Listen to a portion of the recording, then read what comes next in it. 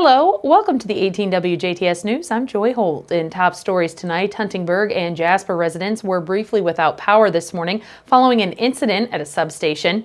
A former Dubois County resident is facing 30 years in prison following a conviction of fraud, and primary candidates should mind state right-of-ways if placing campaign signs along highways.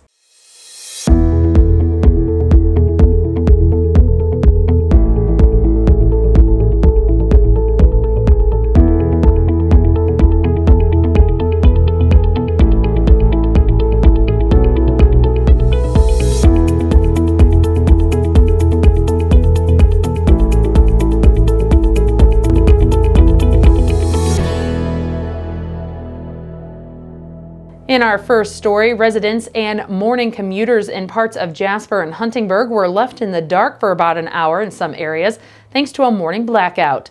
The outage affected areas in the south and southeast portions of Jasper, including the Precious Blood and Holy Family neighborhoods. Dubois REC said that one of the Vectron transmission feeds had experienced a power loss, creating a power outage for parts of southeast Jasper and parts of Huntingburg.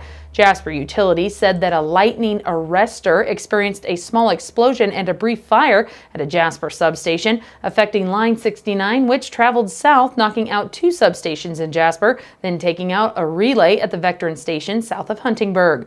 Multiple agencies worked to correct the issue as power was temporarily rerouted to establish power for outage areas. Crews continued to work into the day to repair and provide a permanent fix to the issue.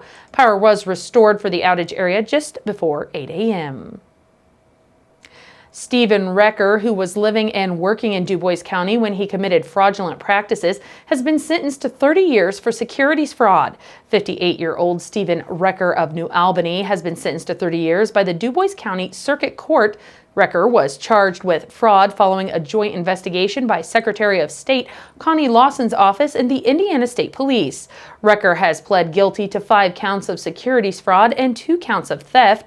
The investigation began in 2015 after family members of a victim had concerns about suspicious investments being made with Recker and contacted authorities.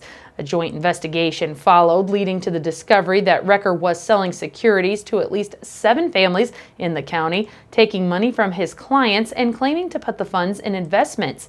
Instead, he used the money he collected to pay for his gambling habit. No profits were ever distributed to clients. Recker was sentenced to 30 years to be served as 20 years in the Department of Correction, followed by 4 years in home detention and 6 years on probation. He is ordered to pay over $500,000 in restitution to his victims. The Indiana Department of Transportation announced today that $161 million in federal transportation funding is being awarded to 66 cities, towns, and counties in rural portions of Indiana to invest in local road and bridge improvements, as well as sidewalk and trail projects.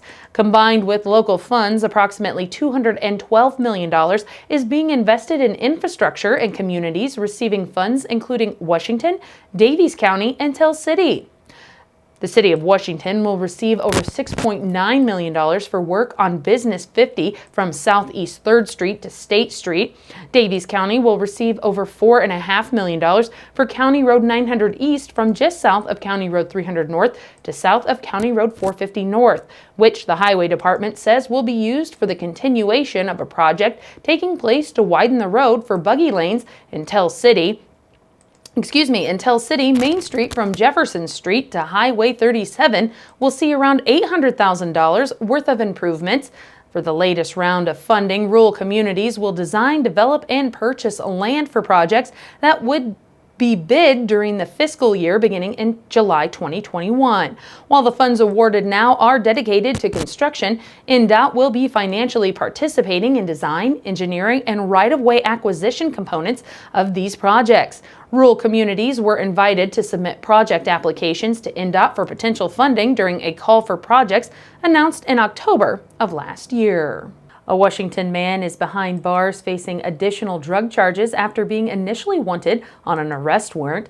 56-year-old Timothy Griffith of Washington was arrested Tuesday by collaborating law enforcement agencies after he was wanted on a misdemeanor arrest warrant.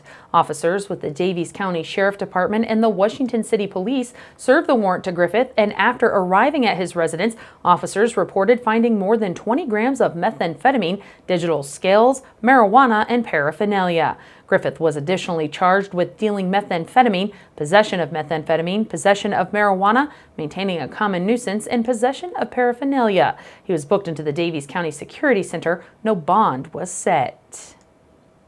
The Dubois County Solid Waste District has event recycling bins that can be borrowed for public events such as festivals, fairs, meals, meetings, and more. The available bins, called Clearstream bins, are portable, easy to set up, and use a clear bag so that event goers can see what's in the bag and are more likely to recycle. The district will provide bins and bags to any group for their public event. Groups will need to set the bins up, take care of their own recycling, and record how many bags of recycling were collected. To reserve bins or find out more about the program, please call Director of Dubois County Solid Waste District, Carla Striegelwinter, at the district office at 812-482-7865.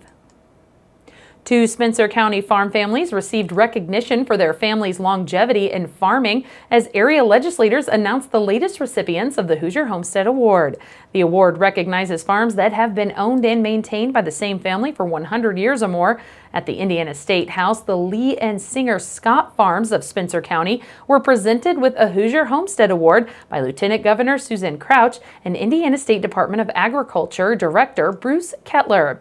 The Singer Scott farming operation was awarded a centennial recognition with their operation beginning in 1918, as the Lee Farms saw both a centennial and sesquicentennial award, with their farms' origin dating back to 1855. The Hoosier Homestead Award program recognizes families that have made significant contributions to Indiana agriculture. Represented by District 74 State Representative Steve Bartels of Eckerty, the families accepted the award. Bartels said that family farms remain an essential part of the state's economy. He says agriculture would not be the same without family-owned farms. He points out that they help feed communities, provide jobs, and strengthen the economy. The program, instituted in 1976, recognizes the impact family farms have made to the economic, culture, and social advancements of Indiana. In the past 30 years, more than 5,000 farms have received the honor. The Ferdinand Heimatfest is seeking the community's help as they look to choose the ambassador for the 2018 Ferdinand Heimatfest, sponsored by Master Brand Cabinets, happening this June. For consideration, nominees must be someone who has given their time generously to help promote the Ferdinand community.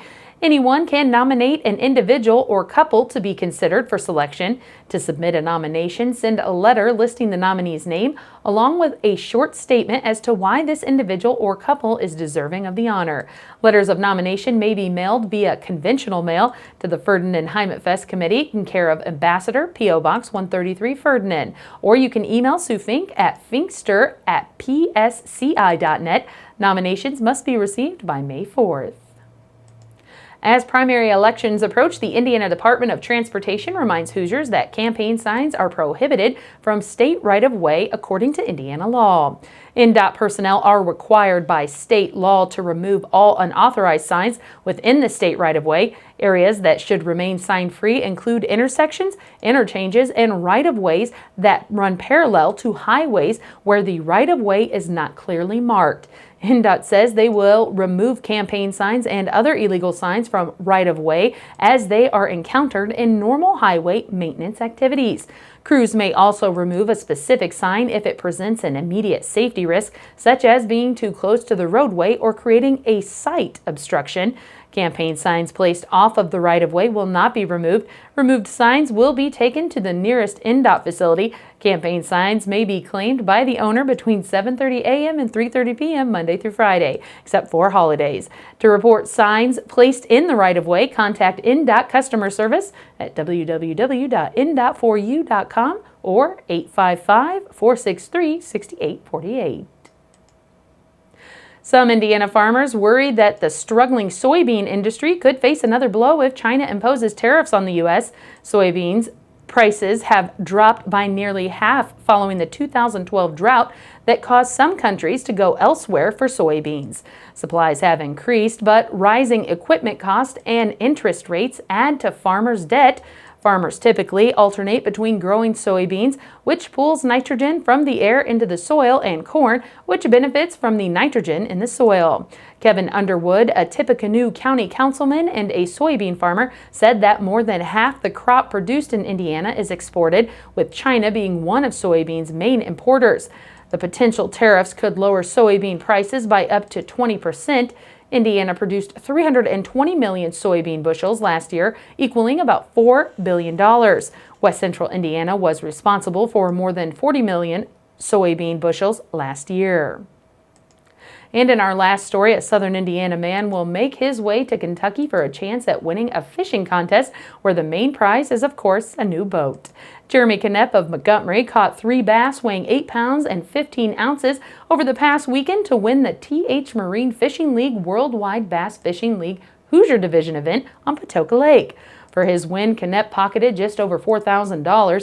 Knepp stayed on the main lake to catch his fish, targeting points of the mouths of feeder creeks. He said he caught 2 on a clown-collared Strike King KVD deep jerkbait and 1 on a homemade spinnerbait. The top 45 boaters and co-anglers in the region, along with the 5 winners in each qualifying event, will be entered in the October BFL Regional Championship on Kentucky Lake in Gilbertsville. Boaters will compete for a top award of a new boat and $20,000. The 2018 BFL is a 24-division circuit devoted to weekend anglers with 128 tournaments throughout the season. You're watching news here on 18 WJTS. Stay tuned. Your local weather outlook and 5-day forecast is coming up right after this short break.